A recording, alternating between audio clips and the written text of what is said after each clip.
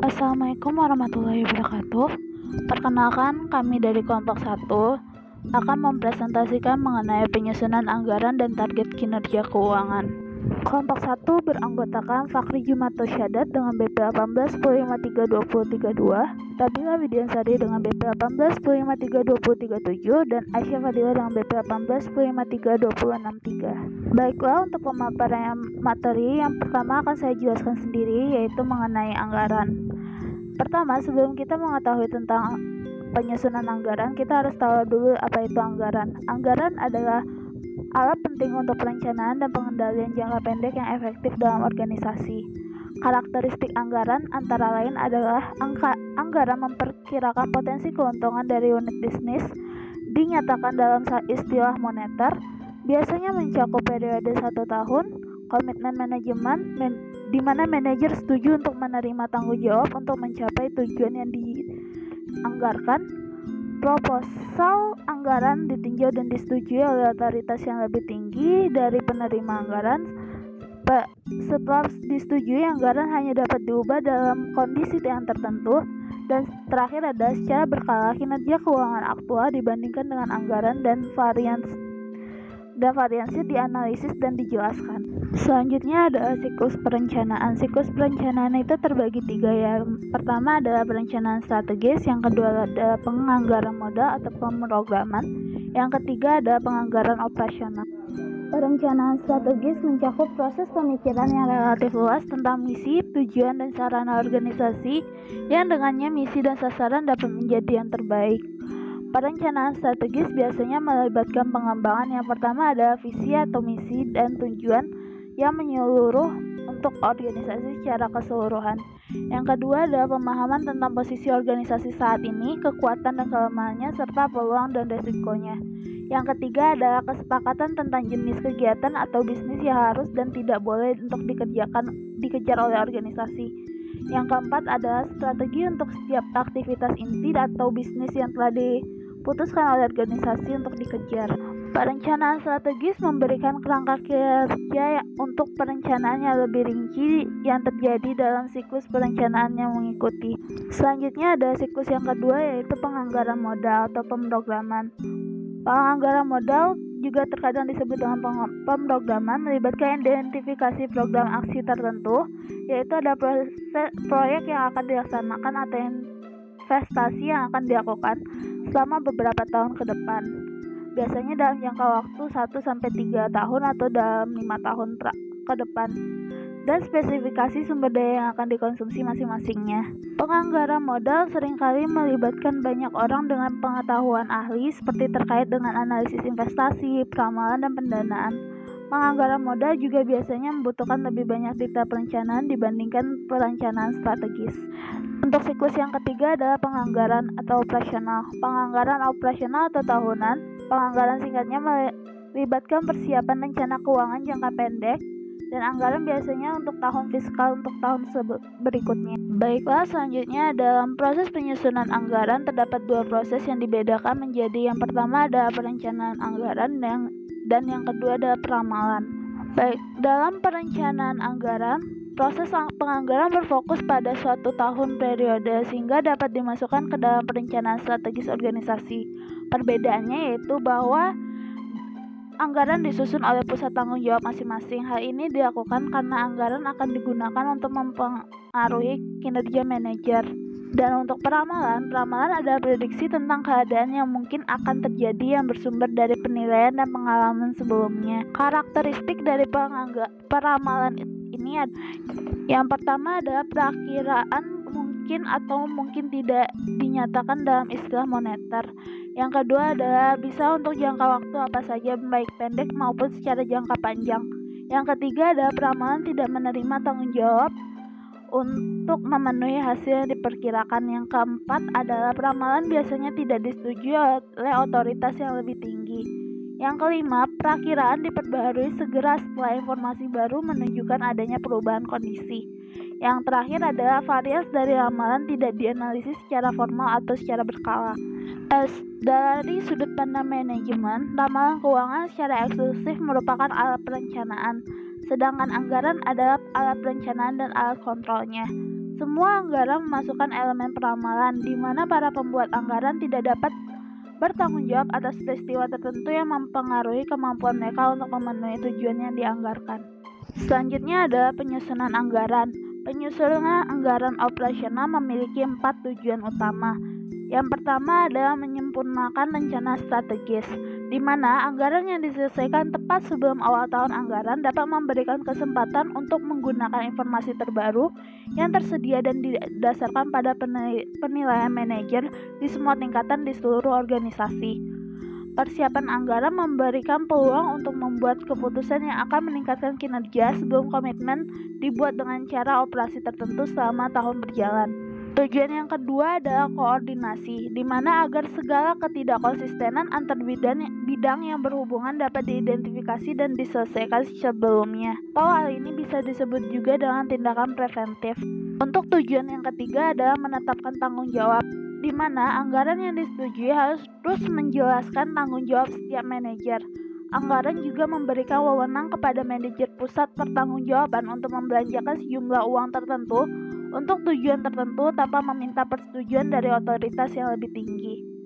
Yang selanjutnya adalah tujuan keempat adalah dasar evaluasi kinerja, di mana anggaran merupakan komitmen penerima anggaran kepada atasannya. Oleh karena itu, ini merupakan tolak ukur yang kinerja aktualnya dapat dinilai. Komitmen dapat berubah jika asumsi yang menjadi dasarnya berubah.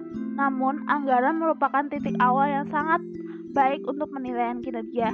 Anggaran memberikan tanggung jawab kepada setiap pusat pertanggungjawaban di dalam organisasi sehingga mereka dapat bekerja dengan lebih baik lagi. Baiklah, saya Rabila Widiansari akan melanjutkan materi mengenai isi anggaran operasi. Kategori anggaran operasi yang pertama yaitu anggaran pendapatan. Anggaran pendapatan terdiri dari proyeksi penjualan unit dikalikan dengan harga jual yang diharapkan.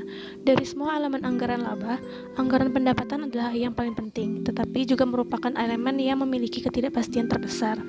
Anggaran pendapatan biasanya didasarkan pada perkiraan beberapa kondisi yang tidak dapat dimintai pertanggungjawaban oleh manajer penjualan. Lalu yang kedua ada biaya produksi dan harga pokok penjualan. Manajer produksi membuat rencana untuk mendapatkan jumlah beban dan tenaga kerja, dan mereka dapat menyiapkan anggaran pengadaan untuk barang-barang dengan waktu tunggu yang lama. Mereka juga mengembangkan jadwal produksi untuk memastikan bahwa sumber daya yang dibutuhkan untuk memproduksi jumlah yang dianggarkan akan tersedia. Biaya yang dianggarkan yang dikembangkan oleh manajer produksi mungkin tidak untuk jumlah produk yang sama seperti yang ditunjukkan dalam anggaran penjualan. Perbedaannya mewakili penambahan atau pengurangan dari persediaan barang jadi. Harga pokok penjualan yang dilaporkan dalam ringkasan anggaran merupakan biaya standar produk yang dianggarkan untuk dijual. Lalu yang ketiga ada beban pemasaran. Beban pemasaran adalah biaya yang dikeluarkan untuk memperoleh penjualan. Jika anggaran mempertimbangkan penjualan dari beberapa kantor penjualan dengan personal tertentu, maka rencana untuk membuka atau menutup kantor serta memperkerjakan dan melatih personel baru atau memberhentikan personel harus berjalan dengan baik sebelum tahun dimulai. Iklan harus disiapkan berbulan-bulan sebelum dirilis, dan kontrak dengan media juga harus disiapkan beberapa bulan sebelumnya. Yang keempat yaitu biaya logistik. Biaya logistik biasanya dilaporkan terpisah dari biaya penerimaan pesanan. Biaya ini termasuk entry pesanan, pergudangan dan pengambilan pesanan, transportasi ke pelanggan, dan penagihan piutang. Secara konseptual, biaya ini lebih seperti biaya produksi daripada biaya pemasaran, karena banyak diantaranya adalah biaya rekayasa. Namun, banyak perusahaan yang memasukkannya ke dalam anggaran pemasaran karena cenderung menjadi tanggung jawab pemasaran. Yang kelima yaitu beban umum dan administrasi. Beban ini berupa biaya umum dan administrasi untuk staf unit, baik di kantor pusat maupun unit bisnis. Biaya ini termasuk biaya diskresioner, meskipun beberapa komponen adalah biaya rekayasa, seperti biaya pembukuan di Departemen Akuntansi. Beban ini sangat diperhatikan dalam penyusunan anggaran karena kebijakannya yang bersifat diskresioner, sehingga jumlah yang sesuai dengan peraturan pun dapat bermasalah. Yang keenam yaitu beban penelitian dan pengembangan. Anggaran R&D menggunakan salah satu dari dua pendekatan atau kombinasi keduanya. Pendekatan pertama yaitu berfokus pada jumlah total. Pendekatan ini dapat berupa tingkat pengeluaran saat ini yang disesuaikan dengan inflasi atau jumlah yang lebih besar, dengan keyakinan bahwa lebih banyak yang dapat dibelanjakan pada saat-saat yang tepat. Jika perusahaan mengharapkan peningkatan pendapatan penjualan atau jika ada peluang yang bagus untuk mengembangkan produk atau proses yang sangat baru. Pendekatan lainnya adalah mengumpulkan pengeluaran yang direncanakan untuk setiap proyek yang disetujui, ditambah tunjangan pekerjaan yang mungkin dilakukan. Banyak perusahaan memutuskan untuk membelanjakan persentase tertentu dari pendapatan penjualan untuk R&D, tetapi persentase ini didasarkan pada rata-rata jangka panjang pengeluaran R&D. Mengizinkan pengeluaran R&D berdasarkan rata-rata jangka pendek dapat merugikan R&D sendiri. Jika memperkerjakan peneliti adalah tugas yang sulit dan jika pengeluaran berfluktuasi dalam jangka pendek, kemungkinan besar akan menjadi tidak efisien. Yang ketujuh ada pajak penghasilan. Beberapa perusahaan tidak memperhitungkan pajak penghasilan dalam menyusun anggaran untuk unit bisnis. Hal ini karena kebijakan pajak penghasilan ditentukan di kantor pusat perusahaan. Materi selanjutnya yaitu anggaran lainnya. Anggaran lengkap terdiri dari anggaran modal, neraca yang dianggarkan, dan laporan arus kas yang dianggarkan. Beberapa perusahaan juga menyiapkan pernyataan tujuan non-finansial. Yang pertama yaitu ada anggaran modal. Anggaran modal menyatakan proyek-proyek modal yang disetujui, ditambah jumlah untuk proyek-proyek kecil. Selama tahun sekarang, proposal belanja modal dipertimbangkan di berbagai tingkatan dan kemudian disetujui. Pada waktu anggaran, proyek yang disetujui dirangkai menjadi satu kesatuan dan diperiksa secara total. Jika jumlahnya melebihi jumlah yang bisa dikeluarkan untuk proyek-proyek modal, maka beberapa proyek harus dihapus serta yang lain ukurannya diperkecil dan ada yang ditangguhkan. Perkiraan kas untuk proyek yang tersisa akan disiapkan setiap triwulan untuk menyiapkan laporan arus kas. Yang kedua itu neraca yang dianggarkan. Neraca yang dianggarkan menunjukkan keterkaitan neraca dengan keputusan dalam anggaran operasi dan anggaran modal. Beberapa bagian neraca yang dianggarkan berguna untuk kontrol manajemen. Yang ketiga yaitu laporan arus kas yang dianggarkan. Laporan arus kas yang dianggarkan menunjukkan berapa banyak kebutuhan kas selama tahun sekarang yang akan disediakan oleh laba ditahan dan berapa banyak yang harus diperoleh dengan meminjam dari sumber luar. Laporan arus kas menunjukkan arus masuk dan arus kas keluar selama tahun berjalan, biasanya per kuartal. Bendahara juga memerlukan perkiraan kebutuhan kas bulanan sebagai dasar perencanaan jalur kredit dan pinjaman jangka pendek. Lalu selanjutnya itu manajemen berdasarkan tujuan. Tujuan keuangan yang harus dicapai selama tahun anggaran menjadi tanggung jawab manajer dan ditetapkan dalam anggaran yang telah dijelaskan. Jumlah anggaran juga menyiratkan tujuan spesifik tertentu seperti membuka kantor penjualan baru, memperkenalkan lini produk baru, melatih kembali karyawan, dan memasang sistem komputer baru. Sasaran dari setiap pusat tanggung jawab ditetapkan dalam bentuk kuantitatif dan diterima manajer yang bertanggung jawab. Namun, beberapa sistem manajemen berdasarkan tujuan dipisahkan dari proses penyusunan anggaran. Hal ini dikarenakan sistem ini pada awalnya dianjurkan oleh penulis teks dan artikel kepegawaian, sedangkan anggaran keuangan merupakan bagian dari teks akuntansi manajemen. Selanjutnya itu proses penyusunan anggaran. Di organisasi terdapat Departemen Anggaran dan Komite Anggaran. Departemen Anggaran biasanya melapor kepada pengawas perusahaan dan mengelola informasi dari sistem kendali anggaran. Departemen Anggaran melakukan fungsi yang pertama, menerbitkan prosedur dan formulir untuk penyusunan anggaran. Yang kedua, mengkoordinasikan dan mempublikasikan asumsi dasar perusahaan yang akan menjadi dasar anggaran setiap anggaran. Yang ketiga, memastikan bahwa informasi dikomunikasikan dengan benar antara unit organisasi yang saling terkait. Yang keempat, memberikan bantuan kepada budgety dalam penyusunan anggaran. Yang kelima, menganalisis anggaran yang diusulkan dan membuat rekomendasi. Yang keenam, mengelola proses revisi anggaran sepanjang tahun. Yang ketujuh, mengkoordinasikan pekerjaan departemen anggaran di eselon yang lebih rendah. Dan yang terakhir, menganalisis kinerja yang dilaporkan terhadap anggaran, menafsirkan hasilnya, dan menyiapkan laporan ringkasan untuk manajemen senior. Selanjutnya itu ada komite anggaran.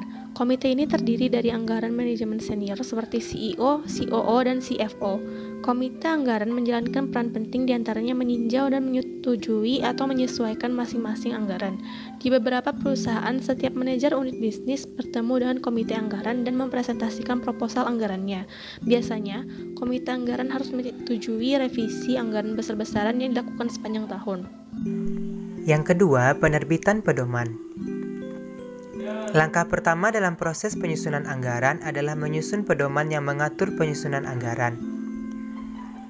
Pedoman ini adalah yang dinyatakan secara implisit dalam rencana strategis dan dimodifikasi sesuai dengan perkembangan yang telah terjadi semenjak disetujui, khususnya kinerja perusahaan sampai saat ini beserta prospeknya. Yang ketiga, proposal anggaran awal. Karena tahun anggaran dimulai dengan fasilitas, personel, dan sumber daya yang sama pada saat tersebut, anggaran dibuat berdasarkan kondisi yang ada dengan perubahan yang perlu. Perubahan bisa berbentuk dua. Yang pertama, perubahan karena kekuatan eksternal, yaitu contohnya yang pertama perubahan tingkat perkembangan ekonomi yang berpengaruh pada penjualan. Yang kedua, perubahan yang diharapkan tentang harga bahan baku dan jasa yang dibeli. Yang ketiga, perubahan upah tenaga kerja. Yang keempat, perubahan pada biaya kegiatan kebijakan seperti pemasaran, penelitian dan pengembangan, dan administrasi. Kemudian perubahan harga jual. Perubahan yang kedua adalah perubahan karena kebijakan dan praktik internal, termasuk di dalamnya yang pertama perubahan biaya produksi, kedua perubahan biaya kebijakan, dan yang ketiga perubahan dalam hal pangsa pasar dan bauran produk. Yang keempat, perundingan atau negosiasi. Penyusun anggaran akan membahas anggaran yang diusulkan dengan atasannya, dan atasan akan menilai validitas setiap penyesuaian. Biasanya pertimbangan yang menentukan adalah bahwa kinerja tahun anggaran harus lebih baik daripada kinerja tahun berjalan. Yang kelima, review dan persetujuan. Saat anggaran mencapai puncak unit bisnis, pemeriksa mengumpulkan semua bagian dan memeriksa totalnya.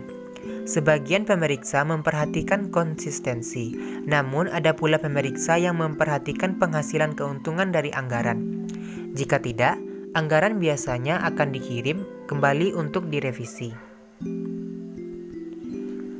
Yang keenam, revisi anggaran.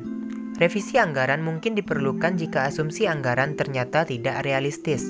Dua jenis umum revisi anggaran adalah yang pertama, prosedur yang menyediakan pemutakhiran anggaran secara sistematis, dan yang kedua, prosedur yang memungkinkan revisi dalam keadaan khusus. Yang ketujuh, anggaran kontingensi. Anggaran kontingensi menyediakan suatu yang cepat untuk menyesuaikan kondisi yang berubah jika situasinya telah tiba. Jika volume penjualan turun 20%, manajer unit bisnis dapat memutuskan sendiri sesuai dengan anggaran kontingensi yang telah ditentukan sebelumnya. Tindakan harus dilakukan. Selanjutnya, aspek perilaku. Salah satu tujuan dari sistem pengendalian manajemen adalah untuk mendorong manajer agar lebih efektif dan efisien dalam mencapai cita-cita organisasi. Beberapa pertimbangan motivasional dalam penyusunan anggaran operasi dijelaskan berikut ini. Yang pertama, partisipasi dalam proses penyusunan anggaran. Proses penyusunan anggaran yang efektif menggabungkan kedua pendekatan, yaitu pendekatan atas ke bawah dan bawah ke atas. Penelitian telah menunjukkan bahwa partisipasi anggaran, yaitu proses di mana pembuatan anggaran terlibat dan mempunyai dampak yang positif terhadap motivasi manajerial, karena ada dua alasan. Yang pertama, adanya kemauan menerima yang lebih besar terhadap target yang ditetapkan jika melibatkan bawahan. Dan yang kedua, efektivitas dalam perubahan informasi. Kemudian tingkat kesulitan mencapai target dalam anggaran. Beberapa alasan kenapa anggaran harus bisa dicapai adalah, yang pertama, jika target ditetapkan terlalu tinggi, manajer hanya termotivasi untuk mengambil tindakan jangka pendek. Yang kedua, jika target yang bisa dicapai mengurangi motivasi manajer memanipulasi data. Dengan target yang bisa dicapai, akan menjamin keakuratan informasi target pada pihak luar. Dan yang keempat, anggaran yang sulit dicapai akan berimplikasi pada target penjualan yang terlalu optimistik. Selanjutnya, keterlibatan manajer senior. Keterlibatan manajer senior adalah perlu supaya sistem anggaran manapun menjadi efektif dalam memotivasi pembuatan anggaran. Tanpa partisipasi review dan persetujuan anggaran akan menyebabkan bawahan bermain-main dengan target yang telah ditetapkan. Manajemen puncak dalam hal hasil anggaran, sistem anggaran tersebut tidak akan efektif dalam memotivasi pembuatan anggaran. Selanjutnya, Departemen Anggaran. Departemen Anggaran harus menganalisis anggaran secara detail, memastikan anggaran tersebut disusun secara sempurna dan informasinya haruslah akurat. Untuk menjalankan fungsinya secara efektif, anggota dari Departemen Anggaran haruslah memiliki reputasi jujur dan tidak memihak. Teknik-teknik kuantitatif. Ada beberapa teknik kuantitatif dalam penyusunan anggaran. yaitu yang pertama, simulasi. Simulasi adalah metode yang membangun model sesuai kondisi sebenarnya dan kemudian memanipulasi model tersebut sedemikian rupa untuk mengambil kesimpulan dari kondisi sebenarnya. Penyusunan dan peninjauan anggaran adalah bentuk proses simulasi. Yang kedua, estimasi probabilitas.